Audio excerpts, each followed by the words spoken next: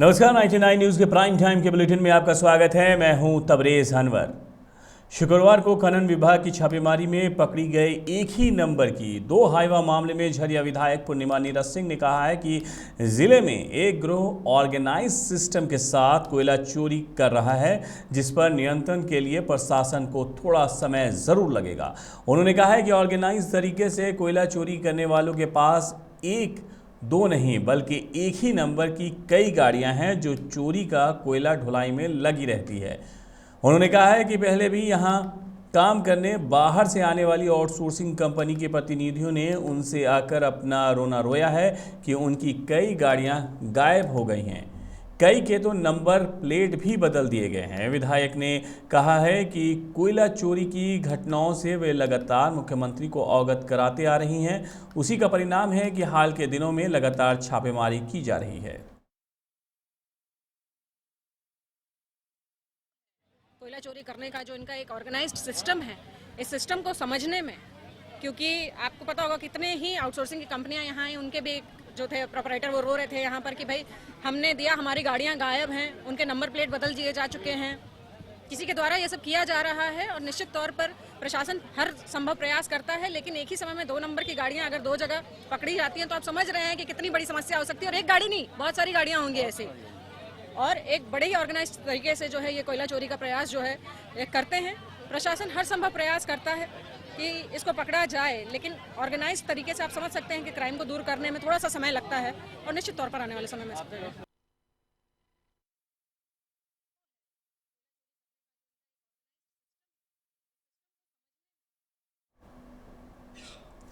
1932 के खतियान आधारित स्थानीय नीति लागू करने की मांग को लेकर आसू धनबाद नगर कमेटी ने जिला परिषद मैदान में मसाल जुलूस निकाला। जुलूस हीरापुर चौक होते हुए रणधीर वर्मा चौक पहुंची, जहां राज्य सरकार के खिलाफ जमकर नारेबाजी की गई। आसू के जिलाध्यक्ष मंटू महतो ने हेमंत सरकार पर वादा खिलाफी का आरोप लगाते हुए कहा है कि हेमंत ने झारखंडियों को ठगने का काम किया है।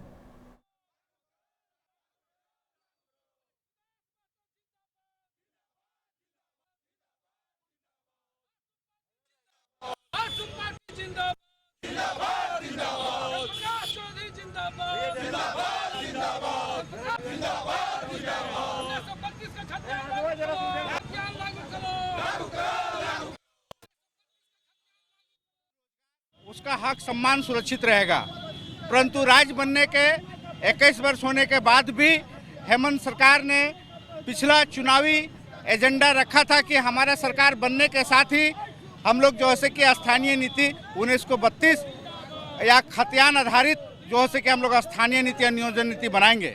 परंतु आज उनके सरकार का 2 वर्ष बीत जाने के बाद भी अभी तक स्थानीय नीति और जो है कि नियोजन नीति नहीं बन पाया है।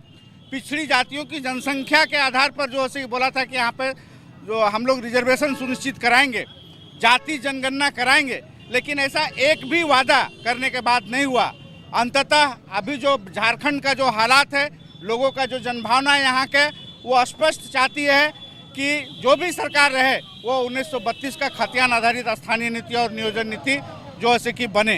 की लड़ाई के लिए उन लोगों का जो ओबीसी को आरक्षण देने की बात के लिए जो युवा साथी लोग हैं, शिक्षित बेरोजगार हैं, उनके लिए जो पेंशन का योजना बनाने का बात है, आवासीय सुविधा देने का बात है, जिसको सरकार ने, झारखंड मुक्ति मोर्चा की सरकार ने और अन्य लोगों के सहयोग से ये वादा किया था कि हम लोग सरकार बनते के साथ ये सब काम करेंगे। उसी के विरोध में उनको याद दिलाने के लिए आज सो पार्टी कमर कस के तैयार। चिरकुंडा के डूमरकुंडा में सड़क किनारे एक अज्ञात महिला का छत विक्षत शव मिला है, जिसकी सूचना पाकर मौके पर पहुंची पुलिस शव को कब्जे में लेकर मामले की जांच में जुट गई है। पुलिस निरीक्षक जितेंद्र कुमार ने कहा कि ग्रामीणों की सूचना पर यहां पहुंचे थे। पूरे मामले की छानबीन चल रही है। अब तक महिला का शिनाख्त नहीं हो पाया है।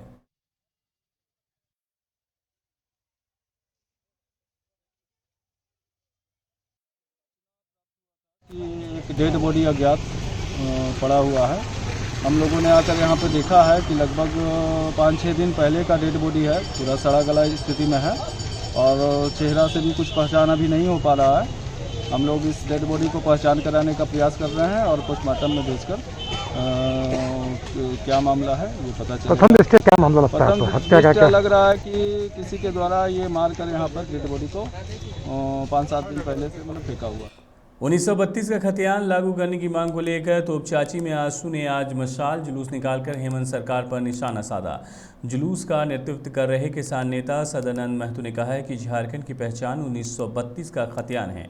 वहीं जिला संगठन सचिव प्रमोद ने कहा कि जिसकी जितनी भागीदारी है उसकी उतनी हिस्सेदारी मिलनी चाहिए।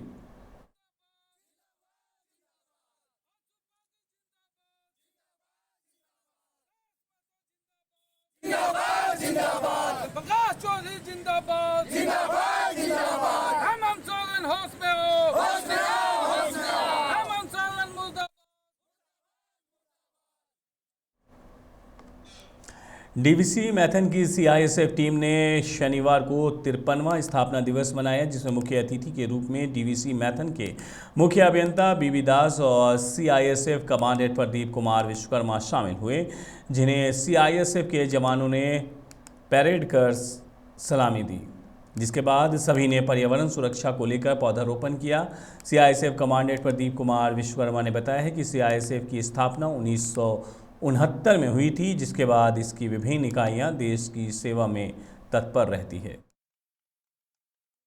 जो कि 1969 में रेज हुई थी, यह airports, government buildings, metro, space installations, PSUs और विभिन्न प्रकार के उपक्रमों को अपनी सुरक्षा प्रदान करता है। इसकी एक सुरक्षा शाखा भी है जो कि विभिन्न उपक्रमों में अपना अग्नि से सुरक्षा की सेवाएं प्रदान करती है। सीआईएसएफ साथ ही साथ में जितने भी वीआईपीज़ हैं उसमें से कुछ एक लोगों को अपनी सिक्योरिटी प्रदान करती है। आज सीआईएसएफ का कद इतना बढ़ गया है कि विभिन्न इलेक्शन ड्यूटीज़ में भी सीआईएसएफ की भारी मांग हो रही है, आंतरिक सुरक्षा कर्तव्य में भी इसकी भारी मांग हो रही है। CISF is the force of the future. यह जहाँ पर भी रहती है अपनी प्रोफेशनलिज्म के साथ में, साथ ही यह सिविलियन के साथ में इसका इंटरेक्शन होता है। बाकी जितनी पैरामिलिट्री रहती हैं वो एक बॉर्डर पर रहती हैं, जिनका फोर्स का जितना भी सिविलियन होते हैं उनके साथ इंटरेक्शन कम होता है, लेकिन यह सिविलियन फ्रेंडली है, इसलिए इसको हमेशा पसंद किया जाता है और ये अपनी सुरक्षा बहुत इफेक्टिवली तरीके से दे रहा है। बागमारा के रामगनाली के कतरी नदी पुल के नज़दीक एक शिवालय में भगवान भोलेनाथ को खुश करने को लेकर एक युवक वहां शिवरात्रि के दिन से ही तपस्या करने बैठा है। युवक ने भगवान शिव को खुश करने के लिए मौन धारण कर लिया है। वो बार बार पूजा और शिवलिंग पर जल अभिषेक कर रहा है। युवक सलानपुर बौरी टोला का बताया जा रहा है। जैसे ही इस बात की जानकारी गांव वालों को लगी, उसे देखने के लिए मंदिर में भीड़ जुट गई। युवक फिलहाल क्षेत्र में चर्चा का विषय बन गया है। वहीं युवक का स्वास्थ्य खराब न हो, इसके लिए पुलिस ने मौके पर पहुंचकर युवक को उठाने का प्रयास किया, लेकिन युवक अपने तपस्या से उठने को तैयार नहीं था। हालांकि कई बार समझाने के बाद उसे घर भेज दिया गया।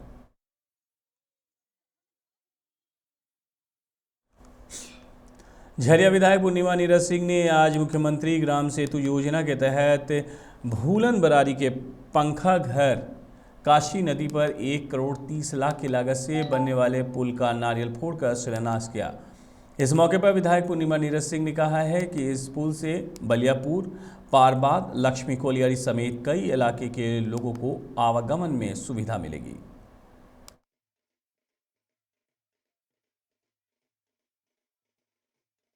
मुख्यमंत्री ग्राम सेतु के अंतर्गत आता है और इसी का उद्घाटन आज यहाँ पर हुआ है। लगभग जो है बलियापुर से जोड़ देगा। लगभग कितनी राशि का? लगभग 1 करोड़ 30 लाख की राशि। और ये कब तक काम पूरा करना है? इनको 1 वर्ष का समय मिला है। हाँ। तोपचाची स्थित पेमिया ऋषिकेश इंस्टीट्यूट ऑफ टेक्नोलॉजी में 3 दिवसीय वार्षिक खेलकूद प्रतियोगिता का आयोजन किया गया, जिसका उद्घाटन तोपचाची के अंचल अधिकारी विकास कुमार त्रिवेदी, टुंडी विधायक मथुरा प्रसाद महतो, कॉलेज के director Pradeep Kumar Mahato, Jharkhand university of technology के उप परीक्षा निदेशक राजदेव कुमार, प्राचार्य डॉक्टर विवेक कुमार और कॉलेज के मैनेजमेंट हेड राजकुमार महतो उपस्थित रहे। प्रतियोगिता में सिविल, इलेक्ट्रिकल, मैकेनिकल और माइनिंग विभाग के छात्र छात्राओं ने खेलकूद में भाग लिया, जिसके बाद अतिथियों ने खिलाड़ियों को पुरस्कार देकर सम्मानित किया।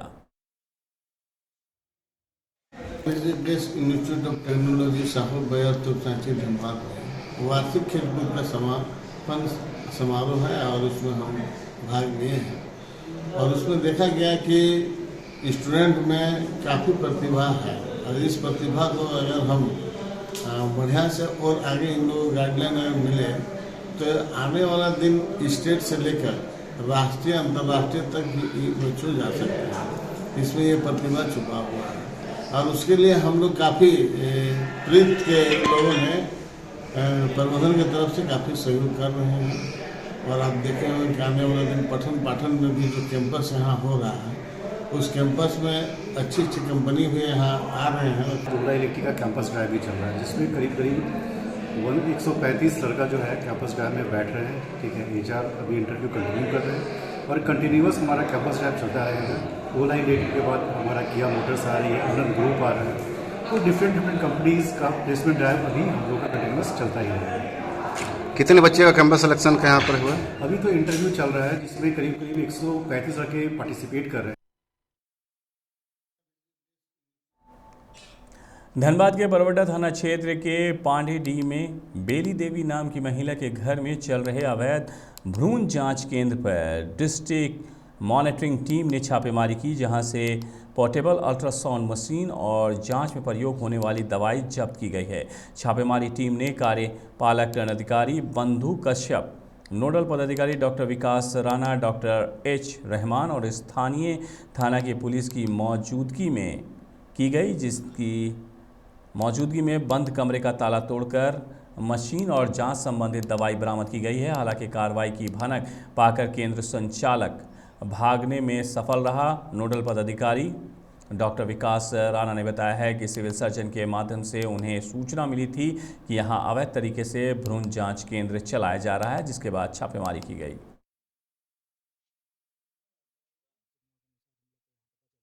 जब हम लोग यहाँ आए तो ये जो एक रिहायशी घर है, इस घर में ताला लगा हुआ है अंदर में, जिस रूम में होता था।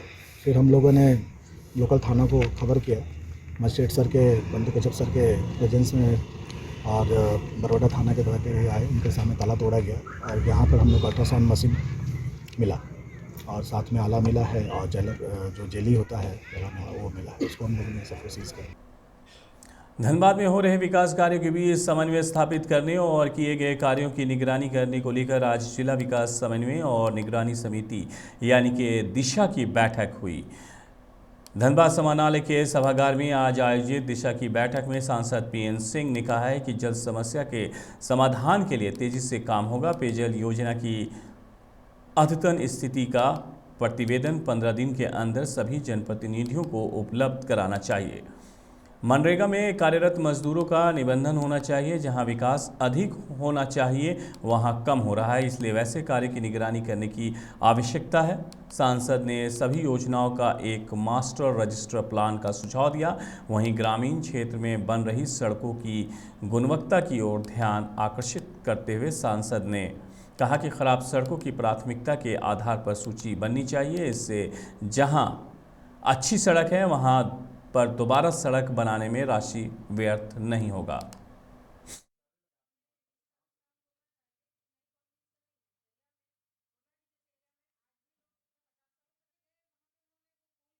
विभाग का और हर एक प्रकार की समस्या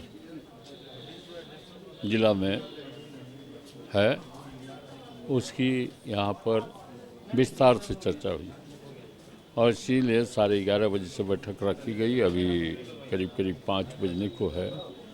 बहुत लंबी बैठक, बिना खाए पिए बैठक वहीं पर लगातार चलता रहा। यह बैठक करीब 6 महीने के बाद हुई है और 6 महीना में स्वभावतः बहुत से कार्यों को करने की आवश्यकता है। धनबाद जिला के विकास के लिए चाहे वो सड़क की समस्या हो, हॉस्पिटल की समस्या हो, स्वास्थ्य की समस्या हो, पीने के पानी की समस्या हो और वह बिजली की समस्या हो, सब पर अलग अलग जगहों के अलग अलग समस्याओं का चर्चा हुआ। दिशा के तहत जिन जिन स्कीम्स की समीक्षा की जानी है और लगभग सभी विभागों की मेजर स्कीम्स उसमें कवर होती हैं, उनकी बिंदुवार समीक्षा की गई।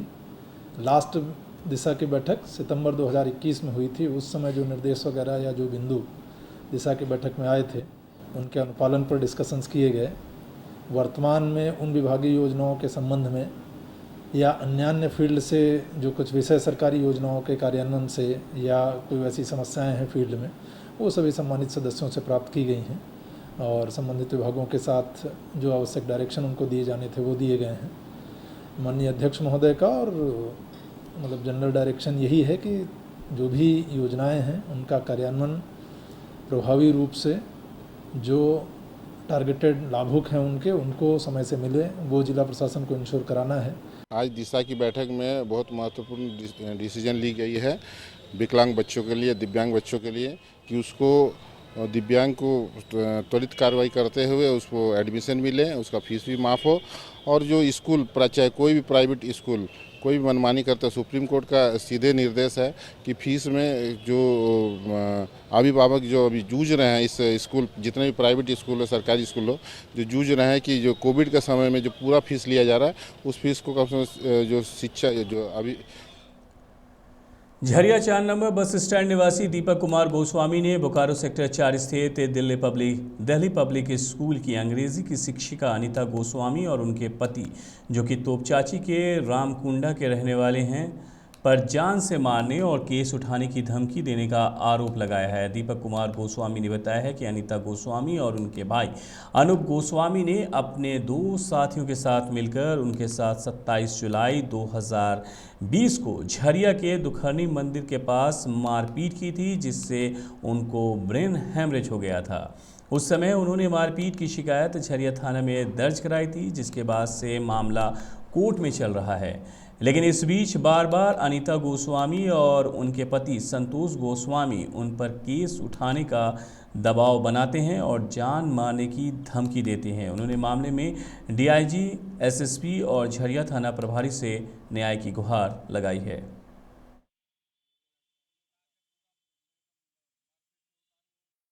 हड़पने का मामला है। कौन हड़प रहे हैं? वो बिरगुराम महतो, शशिभूषण महतो, आराधन महतो और कुछ आदमी उसमें जुड़ा हुआ है, रंगबाज लोग। बुलेट से 4 आदमी आया था, मारने काटने की धमकी की दे के चल गया है लोग। वो लोग अनजान व्यक्ति है। अच्छा। और यह आपका रंगदारी बोल रहा है कि ज़मीन बेच के हमको 10 लाख रुपया दीजिए और नहीं तो ज़मीन मेरे नाम पर कर दीजिए, इस तरह बोल रहा था। अब कहाँ कंप्लेन दर्ज करवाएं? कंप्लेन एसएसपी के यहाँ है, थाना में 2 दिन है, 21 और 23। कौन थाना में की है? बलियापुर थाना में सर। क्या उसके बाद कोई कार्रवाई नहीं हुई है? कार्रवाई कुछ नहीं हुआ सर। क्या बोला? थाना प्रभारी बोल रहा है कि सिविल मैटर है, इसमें हम कुछ नहीं कर सकते। जमीन किसका? आवेदन देने के बाद 24 तारीख को मतलब बाउंड्री हो गया, फ़ोन कर रहे हैं थाना प्रभारी, ये भी नहीं कर रहा है। जमीन किसका? जमीन हम लोग महतो का है, CNT एक्ट का। मांगता रंगदारी कौन? CNT एक्ट का आदमी है। क्या बोलता है? बोल रहा है कि 10 लाख रुपया दीजिए, नहीं तो आपको खानदान उजाड़ देंगे, मार काट के सबको ख़त्म कर देंगे और ज़मीन हम लोग को अपना कब्जा में ले लेंगे। कब्जा करते हुए बाउंड्री 3 फीट कर दिया है। अभी क्या कुछ मांग करते हैं प्रशासन से? प्रशासन अभी क्या कुछ मांग? 99 न्यूज़ के प्राइम टाइम के बुलेटिन में मेरे साथ इतना ही। मुझे दीजिए इजाज़त। अपना बहुत ख्याल रखिएगा। नमस्कार।